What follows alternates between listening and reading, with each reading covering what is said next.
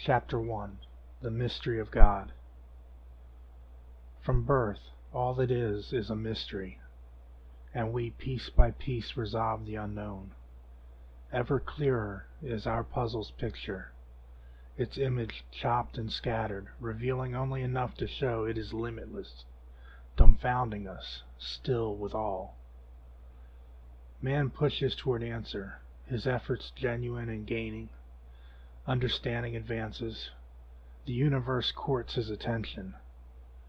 Their relationship grows, and they become more and more familiar with each other. Life. Where we stop, the verse around us continues. That verse is a mix of parts living and parts not living, and the presence of cells allows us the opportunity to reverse construct our understanding of all things living, giving us a more clear picture of the way life is established and the relationship of life to reality. Cells are microscopic organisms, currently the smallest known unit of life, and the building material of all other life on Earth. Every part of any plant or terrestrial being on Earth is physically constructed by cells. They are the engineers of life on this planet. The origin of information. Reality, considered apart from biology, contains no instruction or information. Yet cells do, and they generate the whole of biological existence, least to greatest, with every property inscribed into the mysterious function of cells. Biological existence conforms to factual, provable instructions, inscribed within the reality of cells, and cells are the delivery system of that information, stirring the madness within to question, where did this information come from? The information in cells is like an archive of books, written with a beginning, an end, and a lofty story in the middle. How, though, does this intuitive machine exist in a reality and a universe that is seemingly outside the known mystery of biology? We cannot see where this instruction is sent from, or what is writing it, but it is written on the cell in whatever computing dimension of reality, and like passengers on a train, these instructions exit at their stop and all go their separate ways, to do whatever job it is they have, and go wherever it is that they were intended to go, as instructed them before they got on the train. Cells operate with baffling alertness to the laws of reality, biological limitations, conformity, and preparedness for possibilities. Yet a man on the edge of a cliff does not spawn wings, nor does 1,000 years' worth of men on cliff's edge produce the faintest sign of wings sprouting. Not one new bone, not one alternative cell with alternative instructions for genetically creating wings, not one feather or bat-like appendage. Man, instead, designs, engineers, and builds a plane. A breakdown of cellular creation. An examination of biological realization using the human body as a model, not a step-by-step process, but an observation of practical stages. In general, the event of formation is divided into 4 stages: cell unit, cell community, cell network, and final product. An outline of these stages. Individual cells become a community of cells, then a network of communities, and finally take the form we are most familiar with, a completed terrestrial body. Cell unit, an individual, free-living, microscopic organism. Cell community, a community of cells formed in which cell units cease to function as their own and take on existence as a collective unity. A concentrated formation such as skin tissue or an organ would be an example of a cell community. Cell network. Communication takes place between 2 or more cells, or 2 or more interface communities, both in the form of pre-creation of a community and post-formation, when communities maintain an active connection. Final product. While it's easiest to think of an actual terrestrial being, that being itself is a separate form, for which the final product is host to. The final product is the finished endeavor of all those cells' efforts. It is the combined interface of all the cells' communities as a working, living whole. Terrestrial wake. After the final product is complete, the mystery of terrestrial awareness takes place.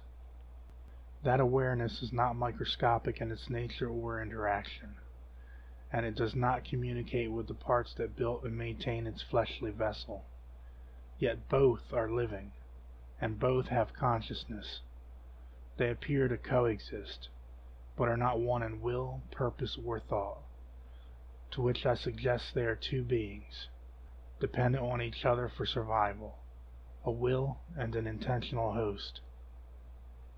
Our bodies are designed, engineered without our conscious input, and done so by intention, with overwhelming evidence.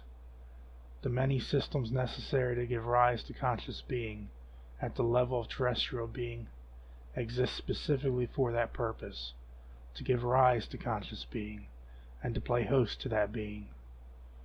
Purpose is a formula and apparent motive in the construction of our bodies, as they are designed with the intention to be host to consciousness on our scale of awareness, not microscopic. Without our conscious being, these bodies we reside in have no practical point or purpose to exist. They would sit there with legs and arms, and eyes and ears, a nose, a mouth, and no way to feed themselves, making the purpose to be a host determined prior to the formation of our bodies. Knowledge beyond the cell. Unless microscopic cells are somehow universally intelligent, knowledge outside the limits of that held by cells themselves, or even able to be learned through cell-to-cell communication, had to have been present and active in the design of terrestrial reality. All the many specialized purposes to which each terrestrial being's physical counterparts were crafted could not have been the work of anything less than a globally conscious mind. The reason. Design of terrestrial host requires advanced awareness, limbs, understanding of the ways in which physics work, oxygen-breathing lungs, knowledge of the chemical makeup of the atmosphere, digestive system, as the body consumes, breaks down, stores, and excretes materials, and exterior knowledge of the molecular and chemical composition of items meant to be processed into an energy source was also needed. These are all things beyond the scope of atomic, molecular, and cellular existence, but include a deep mechanical knowledge of them all, which suggests there is an advanced intelligence greater than man's, who possesses universal awareness, with power that is radiating across all reality, as this intelligence is able to control and direct the microscopic realm of the atomic, molecular, and cellular levels, and doing so, that power has established the life forms on this earth. Evolution and adaptation, the limited pliability of the theory. The theory in general is as follows. Different things close in on a being, threatening its existence, causing the onset of competition, environmental changes, and the serious need to survive. Its life and death hang on the balance of adaptability. It changes or it dies. The theories sit well within the borders of cell communities and networks. It's definitely plausible and worth attention, but both take stage after a life form has entered reality and not before. For evolution and adaptation to work requires the initial host to be already formed and aspects of that form modified for advantage and survival. Experience and interaction would over time lead to adaptive functionality, but to go from single cell to cell community to cell network and final terrestrial being, it must be realized that all functionality and purpose for which those forms were brought into existence have no bearing on a host that is not conscious. Evolution cannot exist, not as something controlled by the host, and would require the same living network that created original creation to make such changes happen, implying that any such real changes were not the ambition of the being, but the application of the Creator. The reason. Sealed in our cells are genetic instructions, which carry all the possibilities our physical hosts have. Instructions that take a single microscopic cell and create a specific host, a host built upon those instructions. Every cell in the host functions with a predetermined parameter, as granted by the instructions inscribed in the original sex cell. If it's not in the instructions, then the cells cannot do it. You have to rewrite their individual function. To imply that evolution is responsible for the life on Earth is ridiculous. Life is uniform, species after species, traits and attributes that are specific, species-wide, with limited adaptation that is not outside the design of the creature. A frog does not become a frog because it thought long and hard on it. A human doesn't grow wings for all their centuries of wanting to fly. And fish with lungs and bipedal-like fins are obviously meant to be fish who can waddle to another water source. Adaptation as a part of psychology is a modifier that we use to apply and calculate our successes and failures, but within the world of our mind it has no physical power, only adjust our physical approach to a problem. Adaptation in the body is not something that the consciousness we have is able to control. It occurs as a physically optional reaction, a reaction already considered in the design of the species that allow that particular creature to adapt, as intended when the appropriate scenario is met. Dinosaurs. Evolution teaches that biology does not obey laws, it evolves. We're expected to believe that dinosaurs became extinct while some evolved, even changing from reptile to mammal. Evolution does not answer where did the dinosaur come from, nor is it plausible that pond scum became giant-sized reptilian predators and prey. Evolution cannot explain pond scum to dinosaur. Size is the problem. The physical measurement of some dinosaurs is on a scale comparable to a two-story house. And how many cells these creatures must have had. Where's the skeletal record of their evolution? They are what they are, and they and their names remain unique. These questions then must be asked. Where did they come from, and how did they come to be? They just are, but man does not ponder this. The testimony of reproduction. Reproduction in humans requires two, a male, a female, and cannot happen as a result of personal evolution, because each parent is a contributor of exact building materials, 26 chromosomes from each, not from one. That in itself tells us that no single cell could reasonably know that when it was creating the first human, that human would require an entirely separate human to continue its race. Alone, that's an astonishing happening, but not simply another chance human, a human of the opposite sex, as required by our bodies, with their counterparts already physically compatible for the task, something that no amount of human ingenuity could have solved on its own, something planned out and accounted for before there was a human consciousness, as no one human being the first could evolve itself into two separate humans.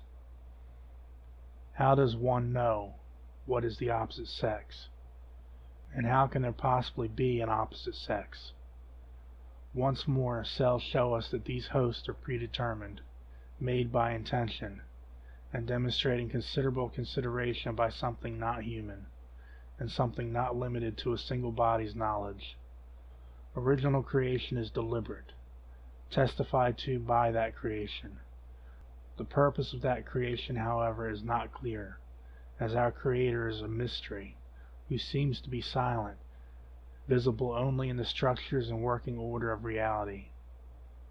If there is no God, then there is no need of morals, goodness, or concerns for others. Yet we know we should do good. Something pulls at us to do good, even if we refuse it. And mostly we try to listen, but to what? Whose voice is this? What mysterious force calls to us? This invisible higher law that weighs on our consciousness tells us there is a God. Despite this, reality tears at itself. Every creature battles for its right to live. Yet we can see by the building blocks of reality that intention and purpose are set finally within those blocks. And still we can't answer the question that begs, why is reality broken? The question of God. To accept that there is a God only leads us to ask more questions. There is no riddle solved by declaring God exists, because no one can see God, hear God, or have a two-way discussion with God. There is no place we can go and find God waiting for us. Confessing there is a God does not open a channel for us to have a relationship with God. It only causes mystery to drown our mind in all the logical and personal questions that follow such a confession. What is God? Where is God? What is God's nature, will, and mind? Why doesn't God show himself? Why doesn't God talk to us?